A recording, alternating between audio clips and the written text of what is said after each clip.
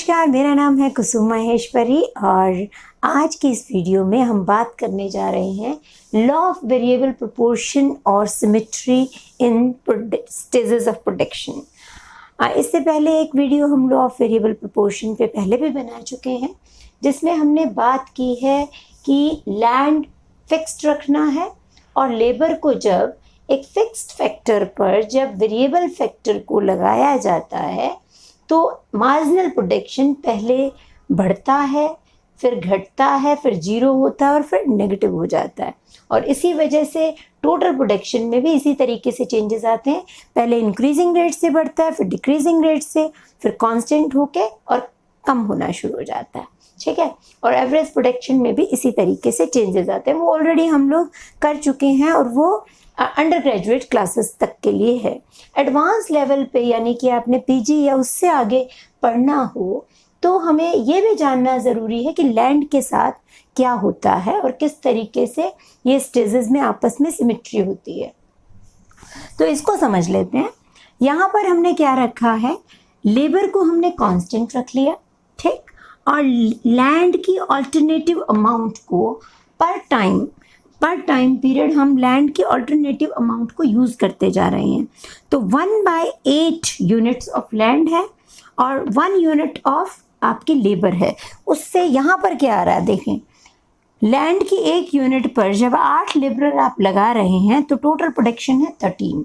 तो इसका मतलब इसको कैलकुलेट कैसे करेंगे कि 1/8 यूनिट ऑफ लैंड पे जब एक लेबर को कांस्टेंट रिटर्न्स टू स्केल को हम अज्यूम करते हैं और जब लगाया जाता है तो 13 इंटू 1/8 यानी कि 1/8 का 13th हिस्सा जो है वो आपका टोटल प्रोडक्शन होगा। तो बेसिकली हमने ये चीज़ यहाँ से ही उठाई है। ये जो टोटल प्रोडक्शन है ये लैंड का, जो टोटल प्रोडक्शन ऑफ लेबर है वो लैंड का एवरेज प्रोडक्शन होगा। ठीक, तो ये यहाँ से आ जाएगा। उसके बाद बात आती है कि टोटल प्रोडक्शन कैसे निकालें लैंड का। तो जब आपके पास एवरेज प्रोडक्ट ऑफ लैंड आ जाता है तो यदि आप इसको इसके साथ मल्टीप्लाई करोगे तो ये निकल आएगा 1.68, यानी कि एवरेज प्रोडक्शन हमारा पुराना फॉर्मूला है।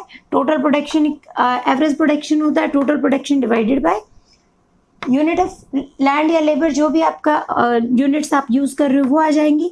तो यदि आपने एवरेज प्रोडक्शन से टोटल पे जाना है तो आपको क्या करना पड़ेगा, 13 मल्टीप्लाइड बाय 1/8 तो 1.68, और इसी तरीके से करते करते हमारा टोटल प्रोडक्ट ऑफ लैंड आ जाएगा। अब बात करते हैं मार्जिनल प्रोडक्ट ऑफ लैंड की।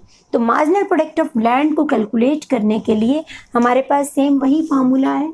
मार्जिनल प्रोडक्ट ऑफ लैंड आपने कैलकुलेट करना है तो आप करेंगे total product of change in total product of land divided by change in units of land. तो जैसे फॉर एग्जांपल हम यहाँ ले लेते हैं तो यहाँ पे चेंज इन टोटल प्रोडक्ट है 4 - 3 और यहाँ पर है 1/2 - 1। ठीक है, तो ये आया आपका 1/0.5 दैट इज 2। जैसे फॉर एग्जांपल यहाँ पर ये माइनस में इसलिए आया क्योंकि यहाँ पे ये 1/2 कम है तो यहाँ पे ये माइनस आएगा, 0.5 माइनस आएगा, इसलिए ये भी -2 होगा। इसी तरीके से नेक्स्ट देख लीजिए, 4 में से 4 गया 0 और 1/3 तो 0 divided by anything will be 0। तो इस तरीके से हम इसको कैलकुलेट कर लेंगे। करना इसको नीचे से ऊपर की तरफ है क्योंकि हमने यहाँ से लिया है कि 1/8 यूनिट पर एक लैंड की लेबर की यूनिट को जब हम इस्तेमाल करते हैं तो क्या होता है। तो ये आ जाएगी हमारी कैलकुलेशन। ये है मैथमेटिकल पोर्शन इसका। लेकिन जो मेन चीज़ है, जो समझने लायक बात है, वो क्या है, वो ये स्टेजेस ऑफ प्रोडक्शन है कि क्या होता है। फर्स्ट स्टेज में हमने लेबर के बारे में पहले पढ़ लिया था कि लेबर का मार्जिनल प्रोडक्ट एवरेज प्रोडक्ट दोनों बढ़ता हुआ है। ठीक है, तो हमें ठीक लगता था ये। लेकिन यहाँ पर आपकी जो लैंड की प्रोडक्टिविटी है यदि उसको देखें तो फर्स्ट स्टेज में मार्जिनल प्रोडक्ट ऑफ लैंड क्या है, वो नेगेटिव है। और उसका कारण क्या है कि लैंड बहुत बड़ा फैक्टर और हम बहुत थोड़े से लेबरर्स को यहाँ पर यूज़ कर रहे हैं, तो लैंड जो है वो ऑप्टिमली यूज़ नहीं हो पा रहा है। इसी तरीके से थर्ड स्टेज के बारे में हमने पहले भी पढ़ा लॉ ऑफ वेरिएबल प्रोपोर्शन में कि मार्जिनल प्रोडक्ट ऑफ लेबर जो है वो कम हो जाता है। उसका कारण क्या कि लैंड बहुत जो है आपके पास लेबर बहुत ज़्यादा हो जाता है, लैंड थोड़ा है, तो इस वजह से यहाँ पर थर्ड स्टेज ऑफ प्रोडक्शन में मार्जिनल प्रोडक्ट नेगेटिव है आपका, लेकिन ये चीज़ पॉजिटिव है। अब यहाँ पे इधर लैंड नहीं प्रॉपरली इस्तेमाल हो पा रहा और यहाँ पर लेबर जो है वो एक्सप्लॉइट हो रहा है, तो इसीलिए हम इस स्टेज को यानी सेकंड स्टेज को क्या कहते हैं, ऑप्टिमल स्टेज ऑफ प्रोडक्शन, जहाँ पर दोनों फैक्टर्स जो है अपना बेस्ट दे रहे होते हैं और दोनों की ही पॉजिटिव क्वांटिटीज होती हैं।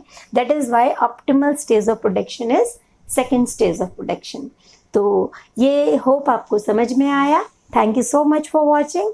For next video stay connected.